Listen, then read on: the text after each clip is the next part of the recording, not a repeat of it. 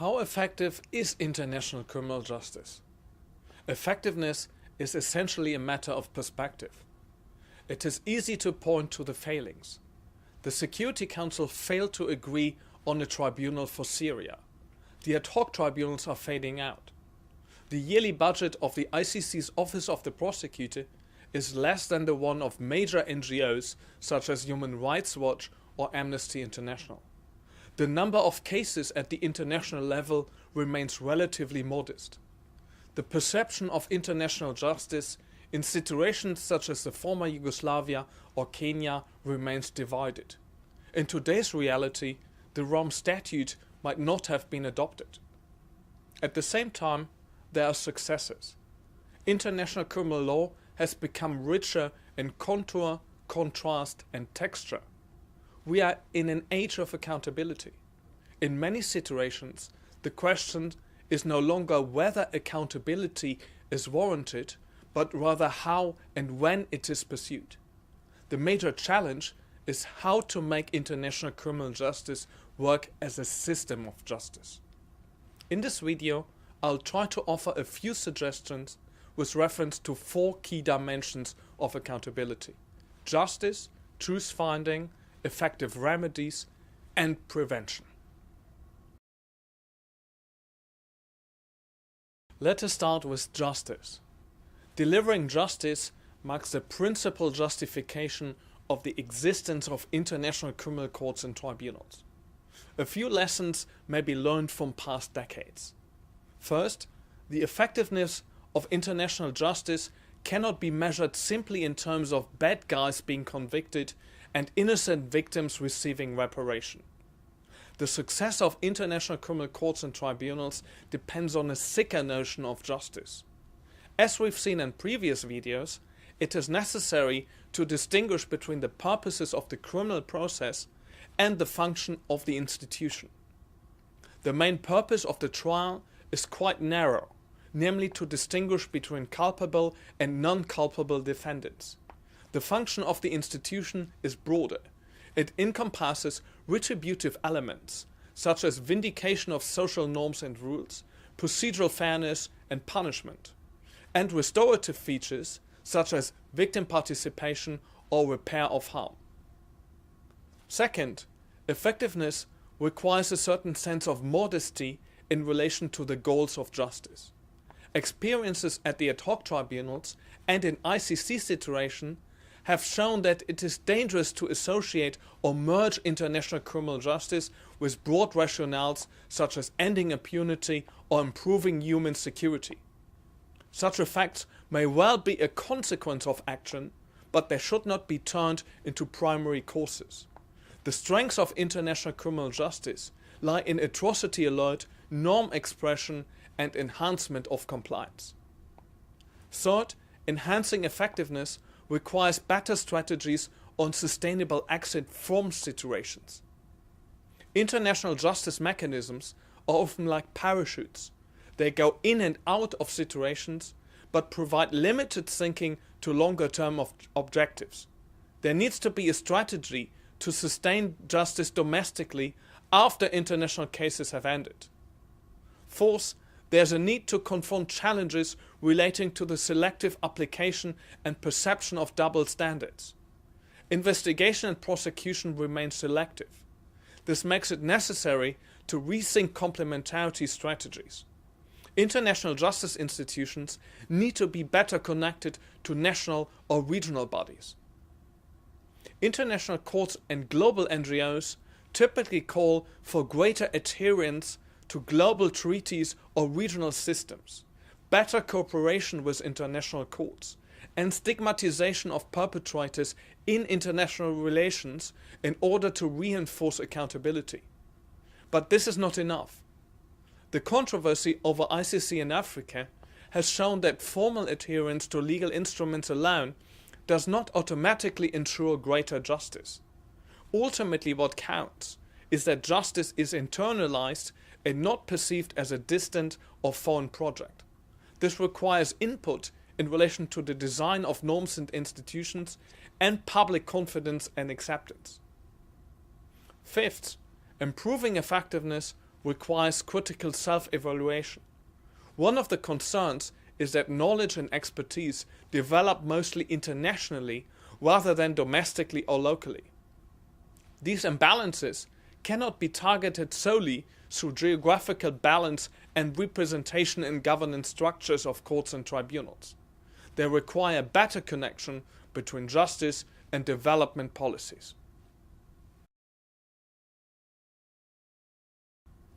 What about truth finding? We've seen that truth finding unfolds in different forms throughout the different stages of the justice process: preliminary examination, investigation, pretrial and trial.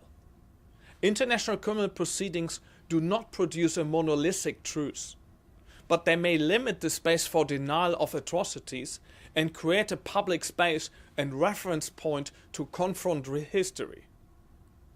There are many connecting points between justice and truth finding at the periphery of cases, namely before the case starts and after it ends. Improving these links may strengthen the effectiveness of international criminal justice. Let me provide two examples. The first one relates to the processing of data collected by fact-finding bodies and NGOs. Past decades have seen new forms of human rights fact-finding. Human rights fact-finders pursue broader and slightly distinct purposes than the determination of criminal accountability, but there's space to benefit from interaction. For instance, the Commission of Inquiry for Darfur, led by the late Antonio Cassese, shared an entire truck of material with the ICC. Commissioners further did a debriefing with ICC analysts. In other situations, like Libya, ICC engagement coincided with commissions of inquiry established by the Human Rights Council. International criminal investigations may benefit from such records if interviews and statements taken by the Commission are accompanied by forms of consent which allow for disclosure. Second, any truth produced by international criminal proceedings is a living truth. It continues to be challenged, contested, and expanded after trial. The truths told by the trial exclude many elements, such as the role of bystanders or colonial histories. It is thus necessary for the success of international justice to create archives and sites of memory after the trial that tell a broader story. Finally, the testimony of witnesses is essential for truth finding. In many cases, this testimony has suffered from intimidation and external interference. The Kenya cases of the ICC collapsed because of this.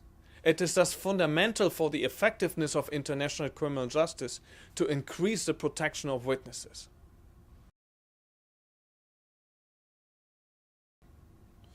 Let us now turn to procedures and remedies for violations. We've seen that mass atrocities create harm that cannot be repaired through legal remedies. But there's some value in the process and judgment itself. International criminal courts and tribunals have devised procedures that are deemed to protect due process rights and to provide justice for victims. These proceedings have sought to accommodate inquisitorial and accusatory traditions. This has caused confusion and delays. In past years, many of the major causes of the length of proceedings have been identified in practice. They include weaknesses in investigations, uncertainty of facts and charges, disclosure problems, a large number of motions, evidentiary issues, and court management issues such as interpretation or translation. How can this be improved? Structurally, there are different methods to address these challenges.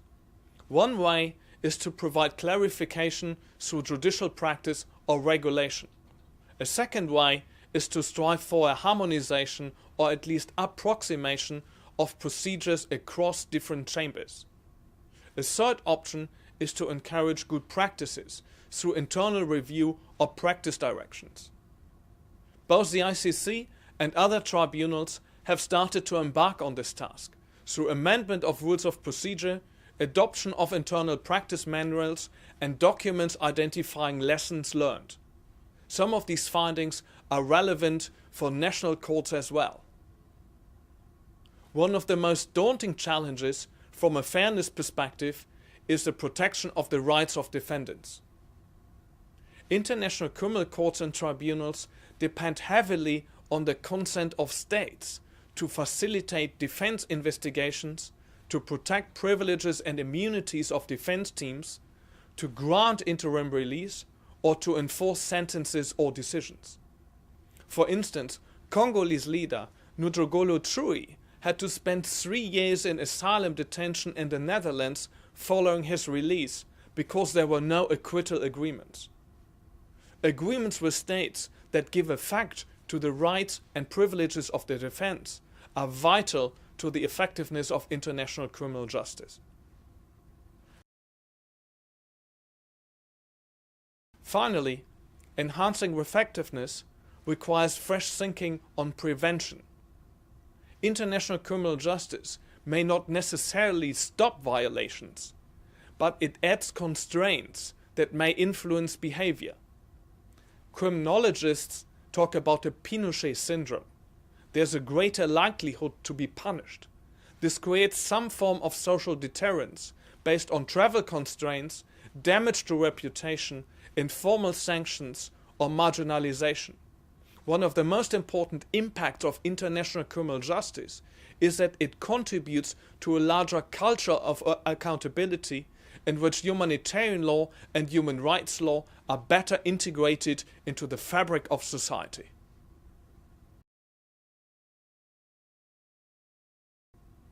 Where does this leave us? First, international criminal justice remains in many ways imperfect. It is an instrument to enhance the well-being of humankind to some and a potential cause of fear for others. This dichotomy cannot be entirely solved. Critique is one of the inherent symptoms of an extending accountability culture. International criminal justice will not be able to meet all expectations, but it must become better at responding to critique. Second, the success of international criminal justice is not so much tied to the performance of individual international criminal courts and tribunals, but its operation as a system of justice. Its effectiveness depends on political pressures and networks of cooperation. International criminal justice might in particular become more effective if it fosters other justice mechanisms rather than excluding them. Third, international criminal justice must be a two-way street. It requires interaction among international institutions and jurisdictions, and most of all, interaction with domestic jurisdictions.